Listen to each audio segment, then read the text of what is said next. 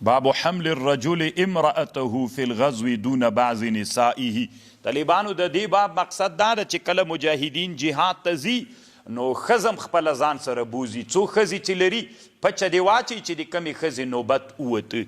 طالبانو اسلامي امت هسې دغه علومو ته شا کړې ده. په علماو کې یو څو علما راجګ سي هغوی بس خلکو ته وي چې دا مباح ده. که اسلامي امت رښتیانی طالبانو وسلو ته متوجه سو، علم ته متوجه سو.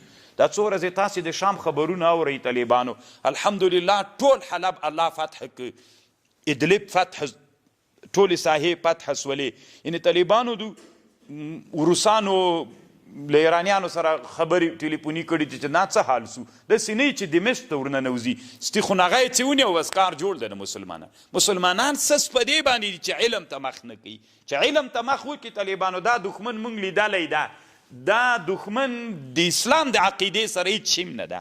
خو الله دې مسلمانانو باندې رحم وکړي. جذبه ډېره زر ورځي. سړی یو 15 کاله خو انتظار وکوي که نه لږ په علم کار وکوي. پس له هغه نه چې راووتلی بیا ته ګوره چې څنګه کار په مخ سي. خپله بېګا طالبانو ابو محمد الجولاني د شام د تحریر الشام د تنظیم مشر هم حلب ته طالبانو د شپې خپله دی ورغی. نو داسې مشران خوند هم کوي طالبانو وګرځېږي، امتو سره روحیه واخلي او مسلمانانو ته کني دښمن طالبانو ډېر داسې دښمن نه دی. انشاءالله ټول تاریخ چې اسلام راغلی دی د اسلام دښمن معلوم ده څنګه مزغلولي دي طالبانو، ټوله دنیا کې مزغلولي دي. تاسې به طالبانو دا په یاد نه د کونړ یو والي اصل کې خوستی زموږ د والد رحمه الله شاګرد مو شهید سوی نور قاسم مولوي صاحب نومېده.